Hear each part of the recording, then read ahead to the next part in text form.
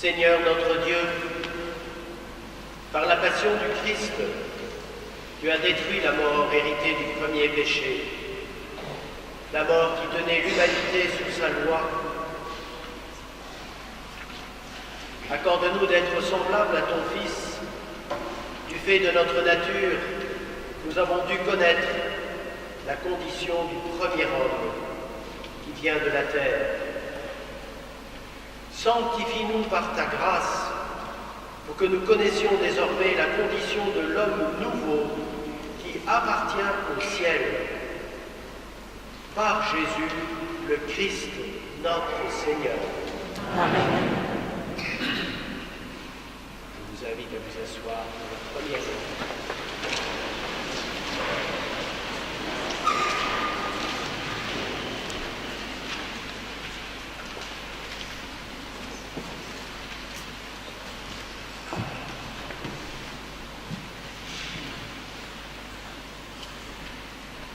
Lecture du livre du prophète Isaïe. Mon serviteur réussira, dit le Seigneur. Il montera, il s'élèvera, il sera exalté. La multitude avait été consternée en le voyant, car il était si défiguré qu'il ne ressemblait plus à un homme. Il n'avait plus l'apparence d'un fils d'homme. Il étonnera de même une multitude de nations. Devant lui, les rois resteront bouche bée, car ils verront ce que jamais on ne leur avait dit. Ils découvriront ce dont ils n'avaient jamais entendu parler. Qui aurait cru ce que nous avons entendu? Le bras puissant du Seigneur, à qui s'est-il révélé? Devant lui, le serviteur a poussé comme une plante chétive, une racine dans une terre aride. Il était sans apparence ni beauté qui attire nos regards. Son aspect n'avait rien pour nous plaire. Méprisé, abandonné des hommes, homme de douleur, familier de la souffrance. Il était pareil à celui devant qui on se voile la face. Et nous l'avons méprisé, compté pour rien. En fait, c'étaient nos souffrances qu'il portait, nos douleurs dont il était chargé. Et nous pensions qu'il était frappé, meurtri par Dieu, humilié. Or, c'est à cause de nos révoltes qu'il a été transpercé, à cause de nos fautes qu'il a été broyé. Le châtiment qui nous donne la paix a pesé sur lui. Par ses blessures, nous sommes guéris. Nous étions tous errants comme des brebis, chacun suivait son propre chemin. Mais le Seigneur a fait retomber sur lui nos fautes à nous tous. Maltraité, il s'humilie. Il n'ouvre pas la bouche. Comme un agneau conduit à l'abattoir, comme une brebis muette devant les tondeurs, il n'ouvre pas la bouche. Arrêté puis jugé, il a été supprimé. Qui donc s'est inquiété de son sort? Il a été retranché de la terre des vivants, frappé à mort pour les révoltes de son peuple. On a placé sa tombe avec les méchants, son tombeau avec les riches. Et pourtant, il n'avait pas commis de violence. On ne trouvait pas de tromperie dans sa bouche. Broyé par la souffrance, il a plu au Seigneur. S'il remet sa vie en sacrifice de réparation, il verra une descendance. Il prolongera ses jours. Par lui, ce qui plaît au Seigneur réussira. Par suite de ses tourments, il verra la lumière. La connaissance le comblera. Le juste, mon serviteur, justifiera les multitudes. Il se chargera de leurs fautes. C'est pourquoi Parmi les grands, je lui donnerai sa part. Avec les puissants, il partagera le butin, car il s'est dépouillé lui-même jusqu'à la mort, et il a été compté avec les pécheurs. Alors qu'il portait le péché des multitudes et qu'il intercédait pour les pécheurs. Parole du Seigneur.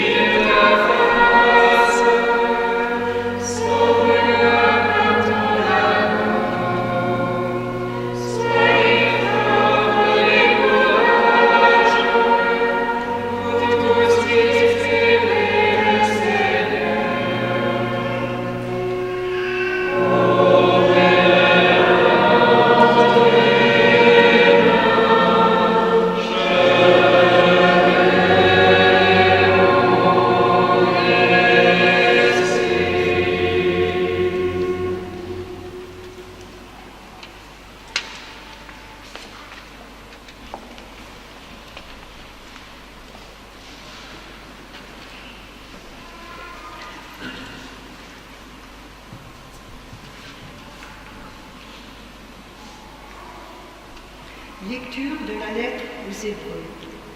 Frères, en Jésus, le Fils de Dieu, nous avons le grand prêtre par excellence, celui qui a traversé les cieux. Tenons donc ferme l'affirmation de notre foi. En effet, nous n'avons pas un grand prêtre incapable de compatir à nos faiblesses, mais un grand prêtre éprouvé en toutes choses, à notre ressemblance, excepté le péché. Avançons-nous donc avec assurance vers le trône de la grâce pour obtenir miséricorde et recevoir, en temps voulu, la grâce de son secours. Le Christ, pendant les jours de sa vie dans la chair, offrit avec un grand cri et dans les larmes des prières et des supplications à Dieu qui pouvait le sauver de la mort, et il fut exaucé en raison de son grand respect. Bien qu'il soit le Fils, il a pris par ses souffrances l'obéissance et conduit à sa perfection. Il est devenu pour tous ceux qui lui obéissent la cause du salut éternel. Parole du Seigneur.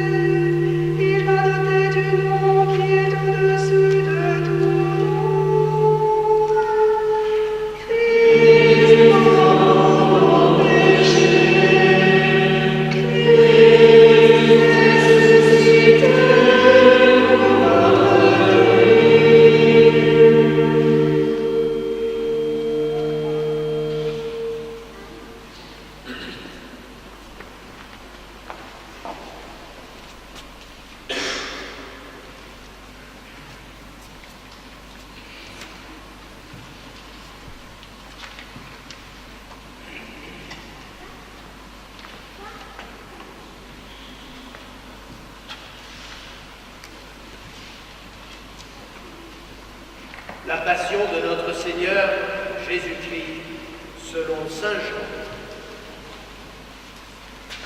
Jean. En ce temps-là, après le repas, Jésus sortit avec ses disciples et traversa le torrent du Cédron. Il y avait là un jardin dans lequel il entra avec ses disciples. Judas, qui le livrait, connaissait l'endroit lui aussi, car Jésus et ses disciples s'y étaient souvent réunis. Judas, avec un détachement de soldats, ainsi que des gardes envoyés par les grands prêtres et les pharisiens, arrive à cet endroit. Ils avaient des lanternes, des torches et des armes. Alors, Jésus, sachant tout ce qui allait lui arriver, s'avança et leur dit : « Qui cherchez-vous » Ils lui répondirent : « Jésus de Nazaréen. » Il leur dit : « C'est moi, je le suis. » Judas, qui le livrait, se tenait avec eux. Quand Jésus leur répondit : « C'est moi, je le suis », ils reculèrent et ils tombèrent à terre. Il leur demanda de nouveau : « Qui cherchez-vous » Ils dirent : « Jésus de Nazaréen. » Jésus répondit : « Je vous l'ai dit, c'est moi, je le suis. Si c'est bien moi que vous cherchez, ceux-là, laissez-les partir. » Ainsi s'accomplissait la parole qu'il avait dite : je n'ai perdu aucun de ceux que tu m'as donnés. » Or, Simon-Pierre avait une épée. Il la tira, frappa le serviteur du grand prêtre et lui coupa l'oreille droite. Le nom de ce serviteur était Malchus. Jésus dit à Pierre, « Remets ton épée au fourreau. La coupe que m'a donnée le Père, vais-je refuser de la boire ?» Alors, la troupe, le commandant et les gardes juifs se saisirent de Jésus et le ligotèrent. Ils l'emmenèrent d'abord chez Anne, beau-père de Caïphe, qui était grand prêtre cette année-là. Caïphe était celui qui avait donné aux Juifs ce conseil, « Il vaut mieux qu'un seul homme meure pour le peuple. »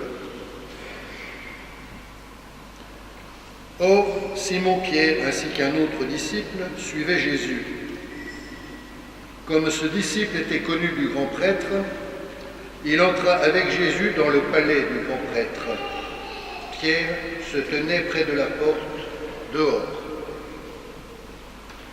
Alors, l'autre disciple, celui qui était connu du grand prêtre, sortit, dit un mot à la servante qui gardait la porte et fit entrer Pierre.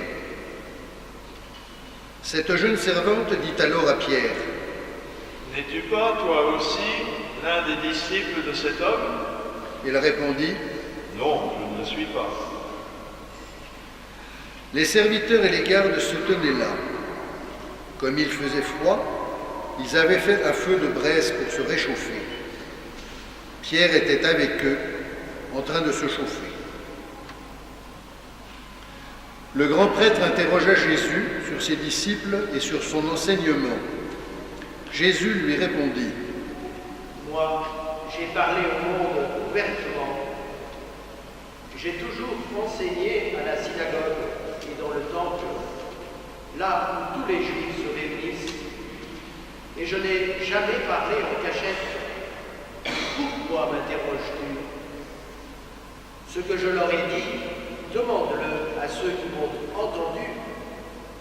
Eux savent ce que j'ai dit. » À ces mots, un des gardes qui était à côté de Jésus lui donna une gifle en disant, « C'est ainsi que tu réponds au grand prêtre » Jésus lui répliqua, « Si j'ai mal parlé, montre ce que j'ai dit de mal. Mais si j'ai bien parlé, pourquoi me frappes-tu » Anne l'envoya toujours ligoter au grand prêtre Caïphe. Simon-Pierre était donc en train de se chauffer. On lui dit, « N'es-tu pas, toi aussi, l'un de ses disciples » Pierre le nia et dit, « Non, je ne le suis pas. » Un des serviteurs du grand prêtre, parent de celui à qui Pierre avait coupé l'oreille, insista. « Est-ce que moi, je ne t'ai pas vu dans le jardin avec lui » Encore une fois, Pierre le nia, et aussitôt, un coq chanta. Alors, on emmène Jésus de chez Caïphe au prétoire. C'était le matin. Ceux qui l'avaient amené n'entrèrent pas dans le prétoire pour éviter une souillure et pouvoir manger l'agneau pascal.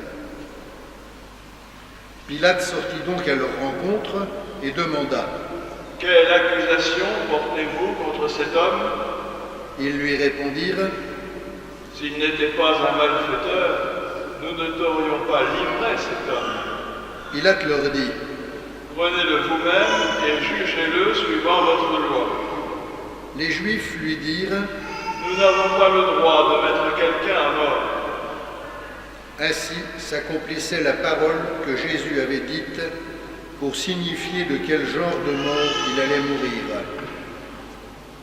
Alors Pilate rentra dans le prétoire, il appela Jésus et lui dit, « Es-tu le roi des Juifs » Jésus lui demanda, « Dis-tu cela de toi-même, ou bien d'autres te l'ont dit à mon sujet ?» Pilate répondit, « Est-ce que je suis juif, moi ? Ta nation et les grands prêtres t'ont livré à moi. Qu'as-tu donc fait » Jésus déclara, « ma royauté n'est pas de ce monde. Si ma royauté était de ce monde, j'aurais des gardes qui se seraient battus pour que je ne sois pas livré aux Juifs. En fait, ma royauté n'est pas d'ici. Pilate lui dit, Alors, tu es roi? Jésus répondit, C'est toi-même qui dis que je suis roi. Moi, je suis né, je suis venu dans le monde pour ceci, rendre témoignage à la vérité. Quiconque appartient à la vérité, écoute ma voix. Pilate lui dit, Qu'est-ce que la vérité? ayant dit cela, il sortit de nouveau à la rencontre des Juifs et il leur déclara, Moi, je ne trouve en lui aucun motif de condamnation. Mais chez vous, c'est la coutume que je vous relâche quelqu'un pour la Pâque. Voulez-vous donc que je vous relâche le roi des Juifs? Alors ils répliquèrent en criant, Pas lui, mais Barabbas. or ce Barabbas était un bandit. Alors Pilate fit saisir Jésus pour qu'il soit flagellé. Les soldats tressèrent avec des épines une couronne qu'ils lui posèrent sur la tête. Puis ils le revêtirent d'un manteau pourpre. Ils s'avançaient vers lui et ils disaient, Salut à toi, roi des Juifs. et ils le giflaient. Pilate de nouveau sortit dehors et leur dit, Voyez, je vous l'amène dehors pour que vous sachiez que je ne trouve en lui aucun motif de condamnation. Jésus donc sortit dehors, portant la couronne d'épines et le manteau de pourpre. Et Pilate leur déclara, Voici l'homme. quand ils le virent, les grands prêtres et les gardes se mirent à crier. Crucifie-le, crucifie-le. Pilate leur dit, Prenez-le vous-même et crucifiez-le. Moi, je ne trouve en lui aucun motif de condamnation. ils lui répondirent, Nous avons une loi, et suivant la loi, il doit mourir parce qu'il s'est fait fils de Dieu. quand Pilate entendit ces paroles, il redoubla de crainte. Il rentra dans le prétoire et dit à Jésus, D'où es-tu? Jésus ne lui fit aucune réponse.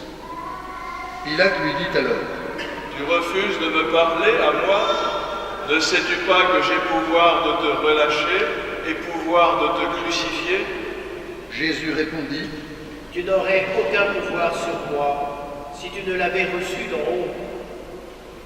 C'est pourquoi celui qui m'a livré à toi porte un péché plus grand. Dès lors, Pilate cherchait à le relâcher. Mais des Juifs se mirent à crier, Si tu le relâches, tu n'es pas un ami de l'empereur. Quiconque se fait roi s'oppose à l'empereur. En entendant ces paroles, Pilate amena Jésus au dehors. Il le fit asseoir sur une estrade, au lieu dit le dallage, en hébreu Gabbatha. C'était le jour de la préparation de la Pâque, vers la 6e heure, environ midi. Pilate dit aux Juifs, Voici votre roi. alors ils crièrent, À mort, crucifie-le. Pilate leur dit, Vais-je crucifier votre roi? les grands prêtres répondirent, Nous n'avons pas d'autre roi que l'empereur. alors il leur livra Jésus pour qu'il soit crucifié. Ils se saisirent de Jésus et lui-même portant sa croix, sortit en direction du lieu dit le crâne, ou calvaire, qui se dit en hébreu Golgotha. C'est là qu'ils le crucifièrent, et 2 autres avec lui, un de chaque côté, et Jésus au milieu. Pilate avait rédigé un écriteau qu'il fit placer sur la croix. Il était écrit « Jésus le Nazaréen, roi des Juifs ». Beaucoup de Juifs lurent cet écriteau parce que l'endroit où l'on avait crucifié Jésus était proche de la ville et que c'était écrit en hébreu, en latin et en grec. Alors les grands prêtres des Juifs dirent à Pilate, n'écris pas roi des Juifs, mais cet homme a dit, je suis le roi des Juifs. Pilate répondit, Ce que j'ai écrit, je l'ai écrit. quand les soldats eurent crucifié Jésus, ils prirent ses habits. Ils en firent 4 parts, une pour chaque soldat. Ils prirent aussi la tunique. C'était une tunique sans couture, tissée tout d'une pièce de haut en bas. Alors ils se dirent entre eux, Ne la déchirons pas, désignons par le sort celui qui l'aura. ainsi s'accomplissait la parole de l'Écriture. Ils se sont partagés mes habits, ils ont tiré au sort nos vêtements. C'est bien ce que firent les soldats. Or, près de la croix de Jésus se tenait sa mère et la sœur de sa mère, Marie, femme de Cléophas, et Marie-Madeleine. Jésus, voyant sa mère, et près d'elle le disciple qu'il aimait, dit à sa mère, « Femme, voici ton fils, puis il dit au disciple, voici ta mère. » et à partir de cette heure-là, le disciple l'a pris chez lui.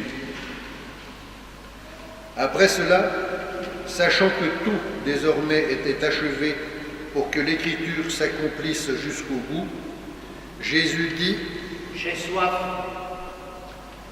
il y avait là un récipient plein d'une boisson vinaigrée.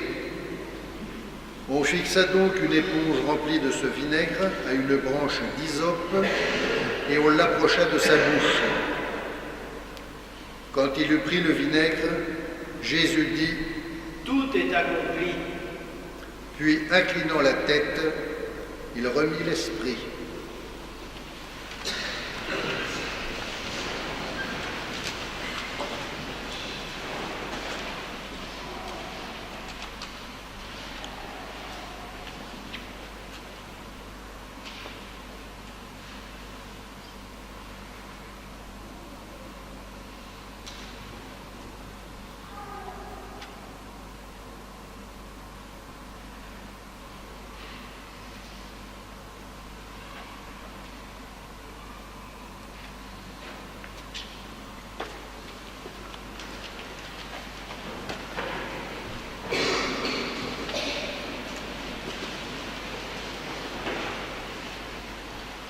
Comme c'était le jour de la préparation, c'est-à-dire le vendredi, il ne fallait pas laisser les corps en croix durant le sabbat, d'autant plus que ce sabbat était le grand jour de la Pâque.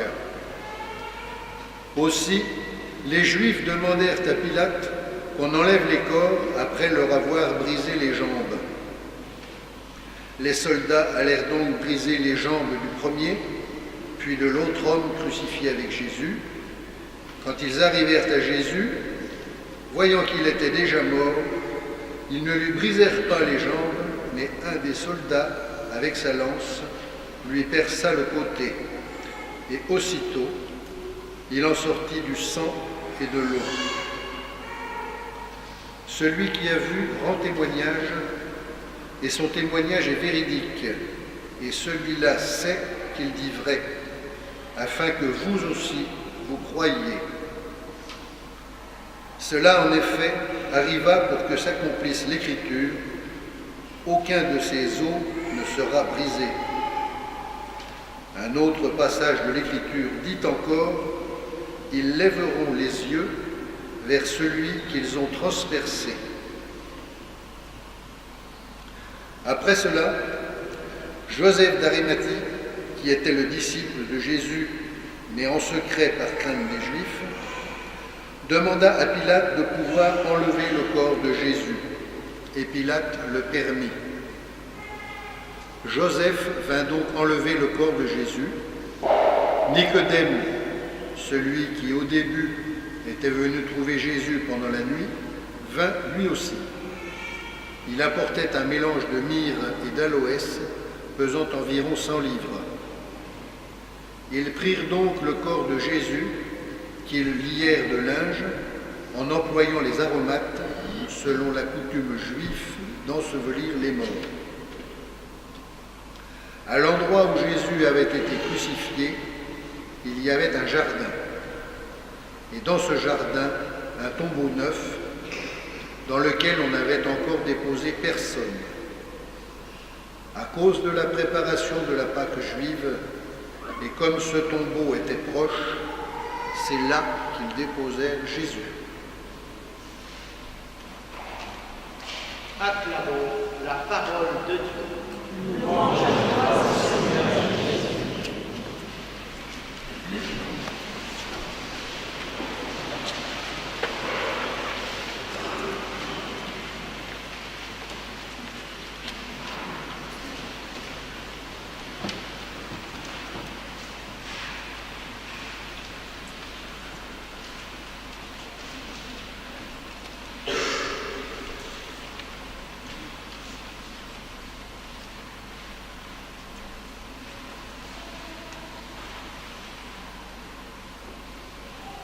Frères et sœurs, ce que vit l'Église aujourd'hui, ce n'est pas une commémoration. On fait des commémorations pour le 11 novembre, le 8 mai, pour des événements dramatiques, mais aussi pour des événements heureux. On va faire des commémorations. L'Église ne fait pas de commémoration. L'Église célèbre. L'Église célèbre des événements essentiels pour l'histoire de l'humanité. Et lorsque l'Église célèbre ces événements, ils sont réellement rendus présents pour nous aujourd'hui. Frères et sœurs, vous pouvez vous dire que dans cette célébration, nous sommes au pied de la croix. Ce pied de la croix qui avait été déserté par presque tous les disciples. Il y avait beaucoup plus d'ennemis, de gens en colère, de gens qui maudissaient Jésus, que d'amis. Ils se comptaient sur les doigts de la main.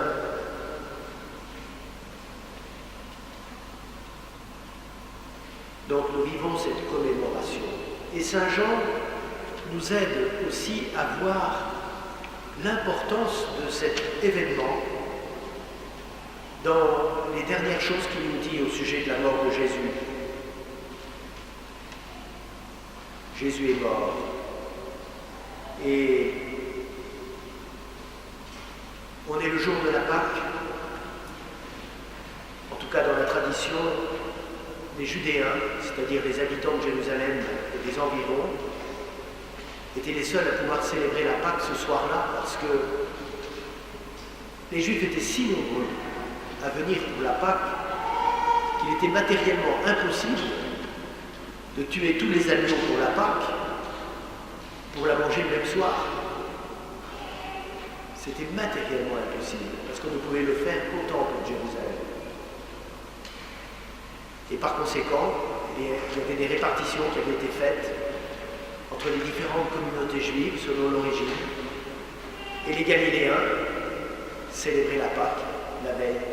C'est comme ça que Jésus la célèbre le jeudi soir, parce qu'il est galiléen. Ce qui fait qu'il va mourir le jour où les Judéens célèbrent eux-mêmes la Pâque. Et comme il ne faut pas que les corps restent en croix pendant la fête, il donne cet ordre à Pilate. Il faut que les corps soient enlevés. Et il demande explicitement qu'on leur brise les jambes. Parce qu'ils connaissent les Écritures. Et il voit bien qu'à de nombreuses reprises, dans les événements qui viennent de se passer, des textes de l'Écriture s'accomplissent. Je pense que pour les ennemis de Jésus, il y avait un mélange à la fois de crainte superstitieuse et de colère. Il faut absolument qu'on fasse mentir l'Écriture. Il faut que cet homme n'accomplisse pas les Écritures. D'où cet ordre, qu'on brise les jambes au crucifié. Et vous savez la suite, c'est Saint Jean qui était le seul apôtre au pied de la croix qui voit ce qui se passe. Il brise les jambes du premier, du second, et quand ils arrivent à Jésus, comme il vient déjà d'expirer, il ne lui brise pas les jambes. Mais un soldat, un Romain, qui ne connaît absolument pas les Écritures, avec sa lance lui transperce le côté, et aussitôt il en jaillit du sang et de l'eau. Et si Saint Jean précise celui qui a vu rend témoignage, c'est parce que justement, il a vu que non seulement la première écriture, aucun de ses os ne sera brisé, s'est accompli, mais une nouvelle écriture s'accomplit par les mains d'un païen qui lèveront les yeux vers celui qu'ils ont transpercé.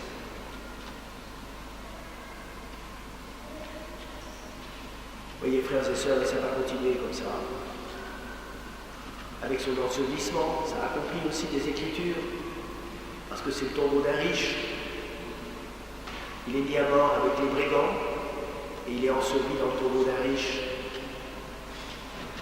selon les Écritures. Et il va se relever d'entre les morts le troisième jour, selon les Écritures.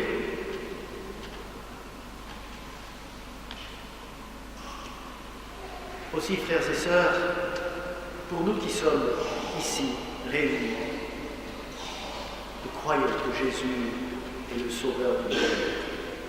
Nous croyons que Jésus a donné sa vie pour chacune et chacun d'entre nous. Et il fallait toute sa passion que nous soyons sauvés. Or, qu'est-ce que Jésus a fait? Il s'est chargé de nos péchés. Et là, c'est la vision d'Isaïe, 5 siècles plus tôt, qui proclame cela. Il était chargé de péchés de l'humanité et il les a cloués avec lui sur la croix.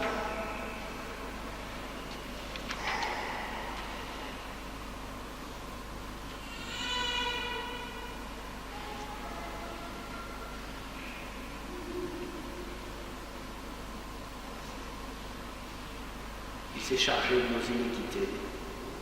Il s'est fait pécher pour nous.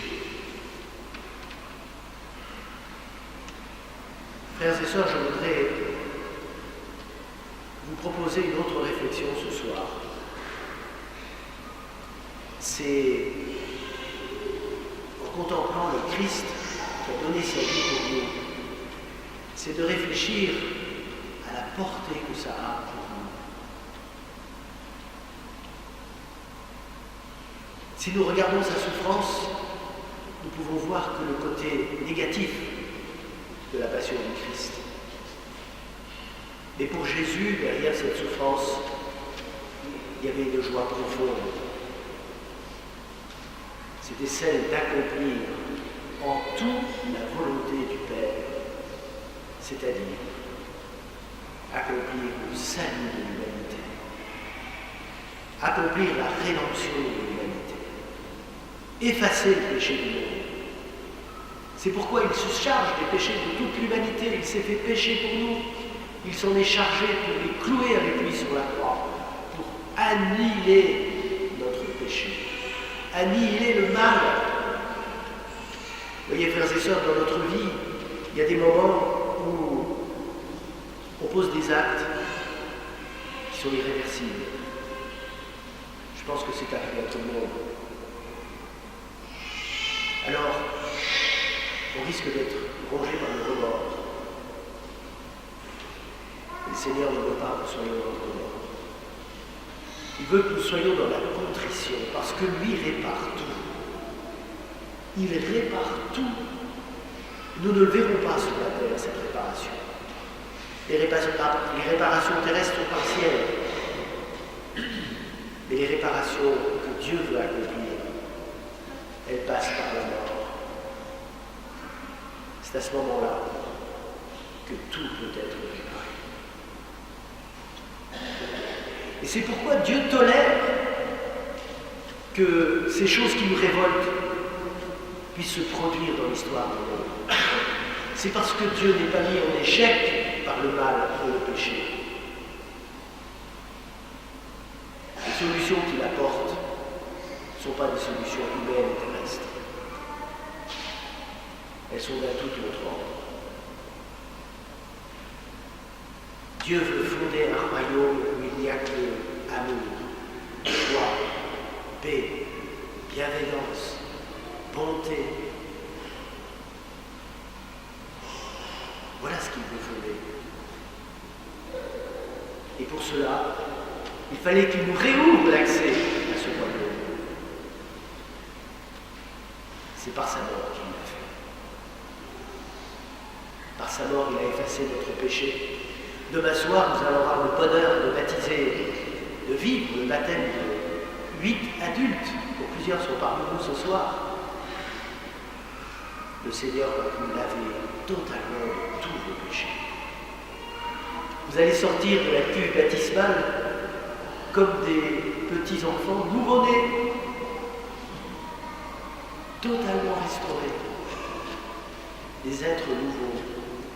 Il faut que vous avanciez vers cette cuve baptismale avec un immense désir, avec un cœur pleinement ouvert pour recevoir ce don de Dieu. Et d'ailleurs, vous sentirez la joie de toute la communauté qui vous entoure. C'est un tel bonheur de voir les hommes et les femmes venir recevoir l'eau baptismale, recevoir la vie nouvelle des enfants de Dieu. Voilà, alors, à ces catéchumènes qui sont parmi nous, je leur dis, soyez recueillis ce soir. Soyez vraiment recueillis demain. Demain matin, nous nous retrouverons pour une dernière petite célébration. Et que votre journée ne soit pas dissipée. Soyez recueillis, car le soir, vous renaîtrez de l'eau et de l'esprit. Vous renaîtrez de cette source d'eau vive qui a jailli du côté du Christ, qui va vous laver de tous vos péchés. Vous renaîtrez à la vie nouvelle par le sang du Christ. C'est son sang qui va couler dans vos veines, qui va vous régénérer de l'intérieur. Alors goûtez cette joie. Et voyez-nous tous, entrons avec toute l'Église, rentrons avec l'épouse du Christ que nous sommes. Rentrons dans cette joie pascale. C'est une joie intérieure, vous voyez, elle passe par la souffrance, elle passe par le renoncement, elle passe par la contrition. Entrons dans cette grâce toute particulière. Et je voudrais terminer, ce sera mon troisième point, plus bref. Je voudrais terminer en vous disant que le pape Jean-Paul II, qui aimait beaucoup sœur Faustine, qui l'a d'ailleurs canonisée, si les souvenirs sont bons, ça a été un de ses derniers voyages. Il s'est rendu en Pologne en l'an 2000 pour inaugurer le sanctuaire de la miséricorde. Eh bien, voyez-vous, frères et sœurs, dans notre monde où il y a tant de souffrance, tant de violence, tant de haine, tant de guerre, tant de mal, eh bien, devenons, nous, à la suite de Jésus, des intercesseurs. Devenons des êtres qui prient la miséricorde, pour qu'elle guérisse, pour qu'elle apaise, pour qu'elle transfigure le monde, pour qu'elle régénère cette pauvre humanité malade et blessée. La neuvaine de la miséricorde, elle commence aujourd'hui et elle se terminera le dimanche octave de Pâques.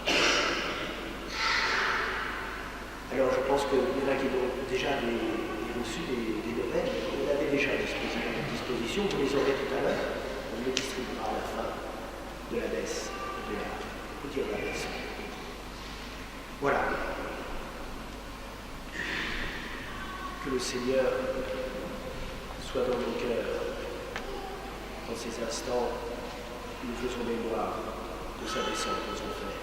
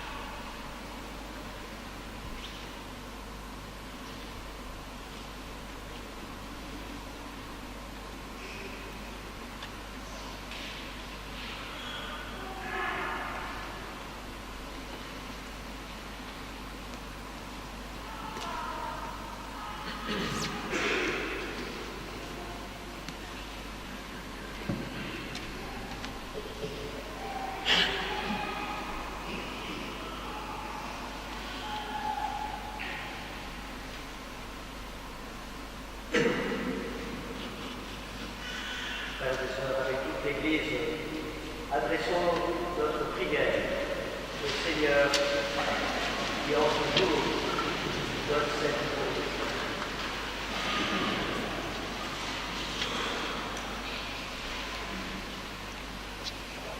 Prions, frères bien-aimés, pour la Sainte Église de Dieu, que le Père Tout-Puissant lui donne la paix et l'unité, qu'il la protège dans tout l'univers et qu'il nous accorde une vie calme et paisible, pour que nous rendions grâce à notre Dieu.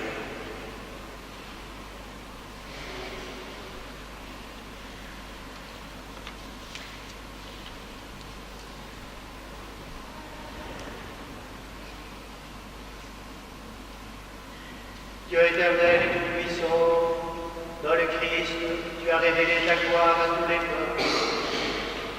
Protège l'œuvre de ton amour, afin que ton Église, répandue dans tout l'univers, demeure inébranlable dans la foi pour proclamer ton nom. Par Jésus, le Christ, notre Seigneur.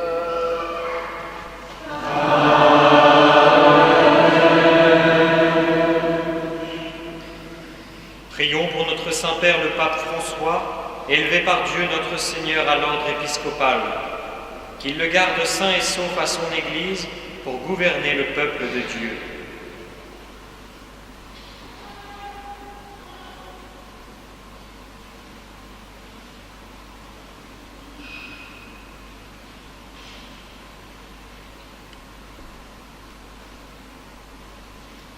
Dieu éternel et tout-puissant, dont la sagesse organise toutes choses, daigne écouter notre prière.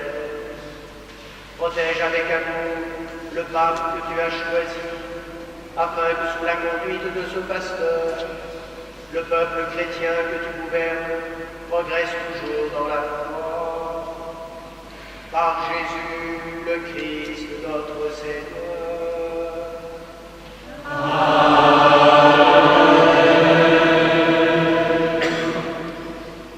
Prions pour notre évêque Benoît, pour tous les évêques, les prêtres, les diacres, pour tous ceux qui remplissent des ministères dans l'Église et pour l'ensemble du peuple des croyants.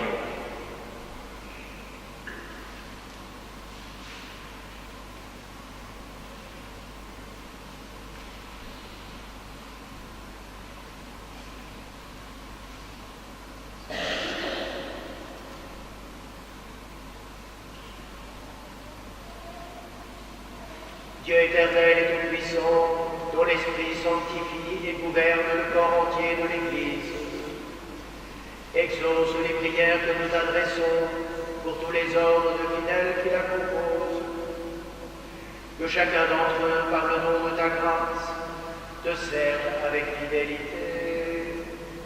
Par Jésus, le Christ, notre Seigneur.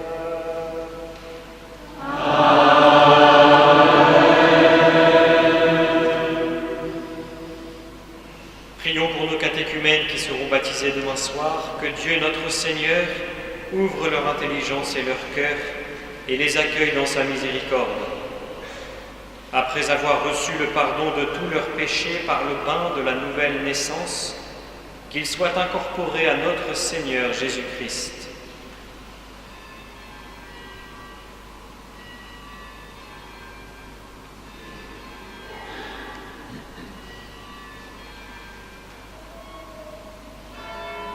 Dieu éternel et tout-puissant, toi qui assures toujours la fécondité de ton Église, augmente dans nos catéchumènes l'intelligence et la foi, qu'ils renaissent à la source du baptême et prennent place parmi tes enfants d'adoption. Par Jésus, le Christ, notre Seigneur.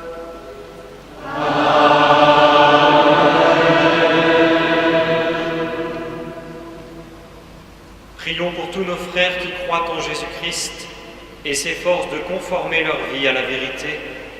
Demandons au Seigneur notre Dieu de les rassembler et de les garder dans l'unité de son Église.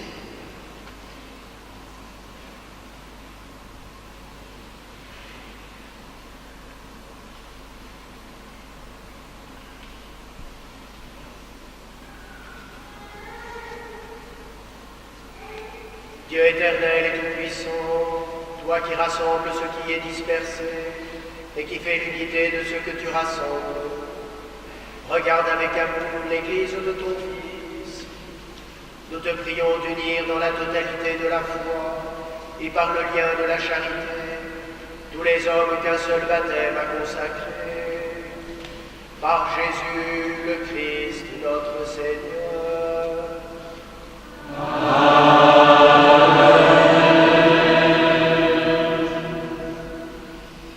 Prions pour les Juifs à qui Dieu a parlé en premier, qu'ils progressent dans l'amour de son nom et la fidélité à son alliance.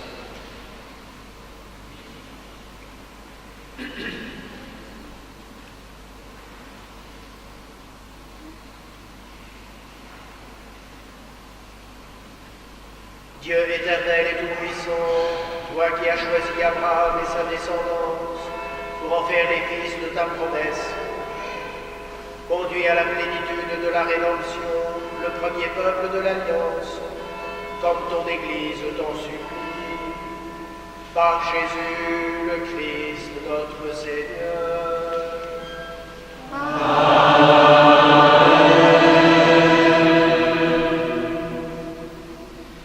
Prions pour ceux qui ne croient pas en Jésus-Christ. Demandons qu'à la lumière de l'Esprit Saint, ils soient capables, eux aussi, de s'engager pleinement sur le chemin du salut.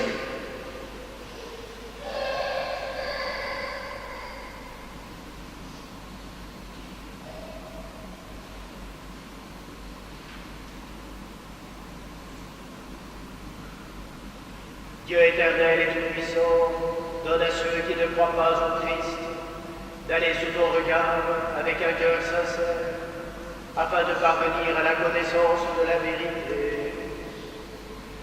Et donne-nous de mieux nous aimer les uns les autres et d'ouvrir davantage notre vie à la tienne pour être dans le monde de meilleurs témoins de ton amour. Par Jésus le Christ notre Seigneur.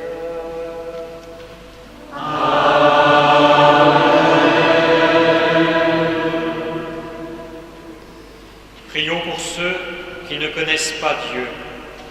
Demandons qu'en obéissant à leur conscience, ils parviennent à le reconnaître.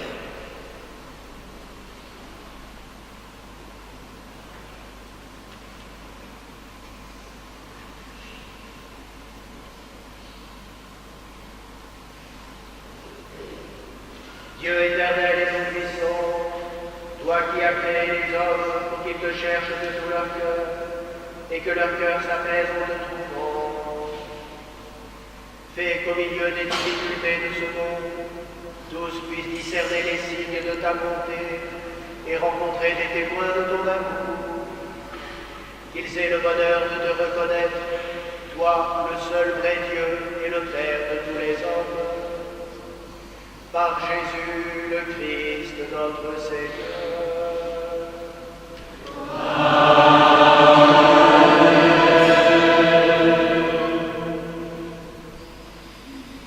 Prions pour la France, pour ses chefs d'État et tous les responsables des affaires publiques.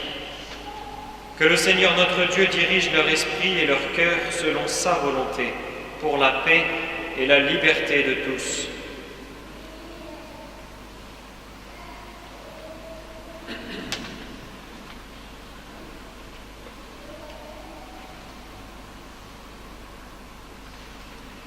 Dieu éternel et tout-puissant, toi qui tiens en main le cœur des hommes et garantis les droits des peuples, viens en aide à ceux qui exercent le pouvoir.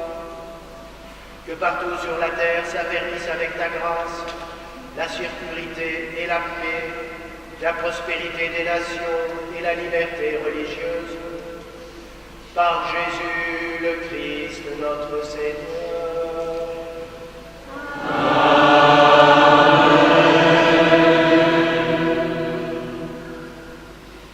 Frères bien-aimés, prions Dieu le Père Tout-Puissant d'avoir pitié des hommes dans l'épreuve, qu'il débarrasse le monde de toute erreur, qu'il chasse les épidémies et repousse la famine, qu'il vide les prisons et délivre les captifs, qu'il protège ceux qui voyagent, qu'il ramène chez eux les exilés, qu'il donne la force aux malades, et accorde le salut aux mourants.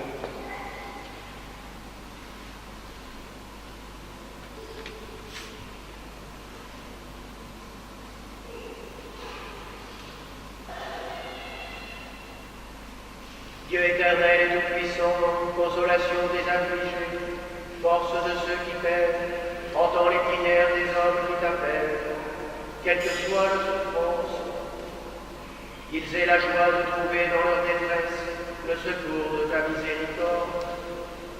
Par Jésus le Christ, notre Seigneur.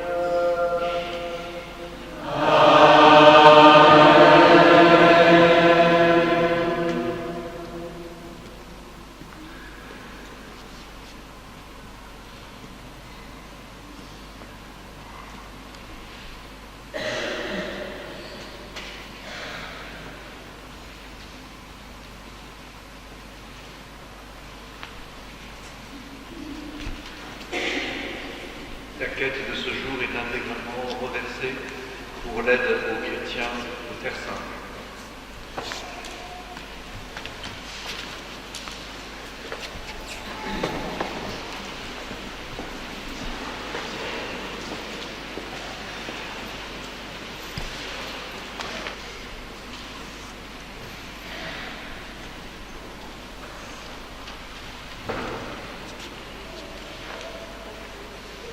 Voici le bois de la croix qui a porté le salut du monde.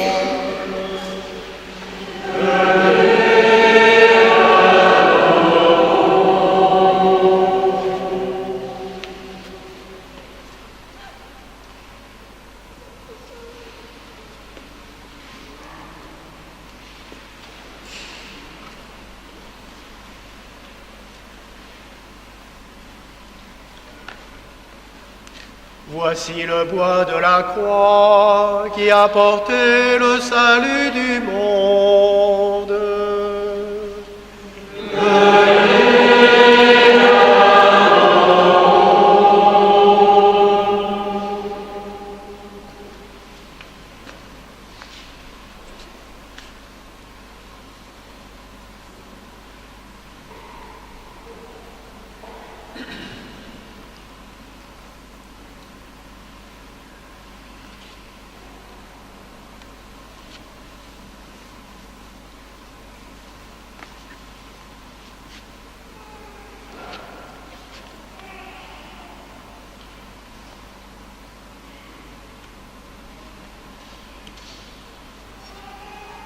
Voici le bois de la croix qui a porté le salut du monde.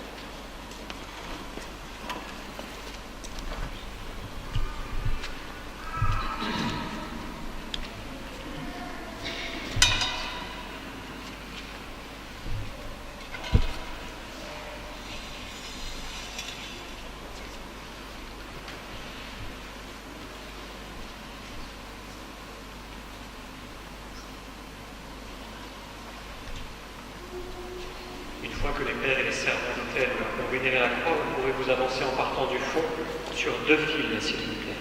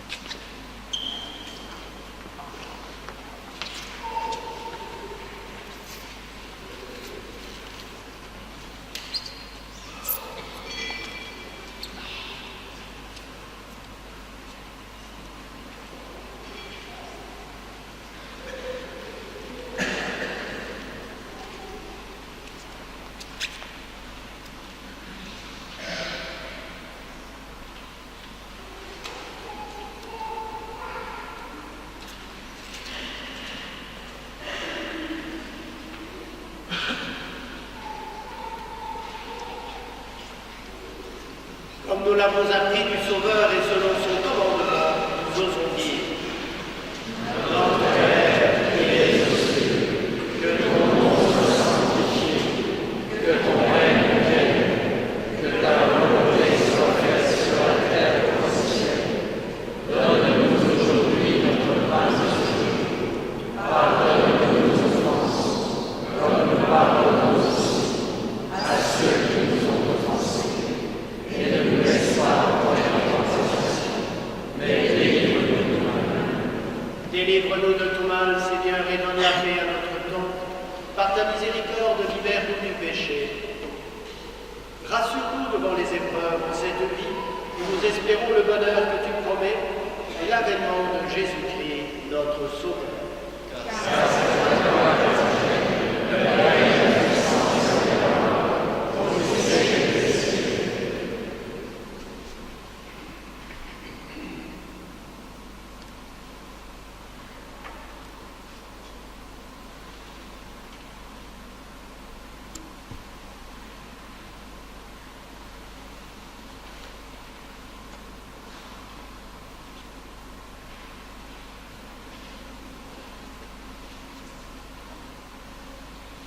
Heureux les invités au festin des noces de l'agneau.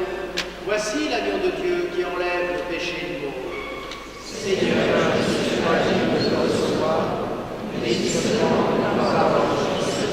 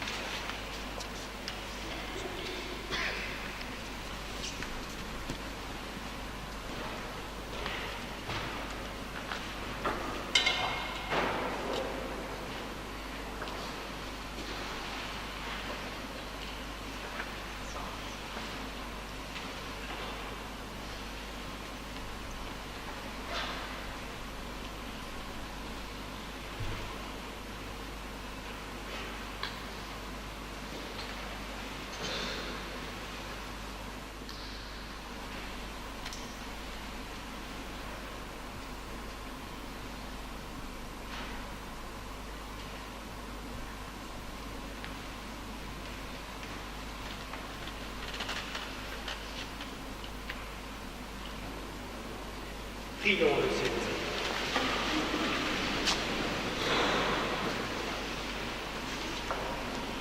Dieu de puissance et de miséricorde, toi qui nous as renouvelés par la mort et la résurrection de ton Christ, entretiens en nous l'œuvre de ton amour. Que notre communion à ce mystère consacre notre vie à ton service. Par Jésus, le Christ, notre Seigneur. Amen. Frères et sœurs, on va vous distribuer à la sortie principale les neuvaines de la miséricorde. Si certaines personnes ont 10 petites minutes devant eux, on commencera la première journée tout de suite après l'office quand on sera allé se changer. Voilà. Je vous donne maintenant la bénédiction finale. Que ta bénédiction, Seigneur, descende en abondance sur ton peuple qui a célébré la mort de ton Fils dans l'espérance de sa propre résurrection. Accorde-lui pardon et réconfort, augmente sa foi, assure son éternelle rédemption par Jésus le Christ, notre Seigneur.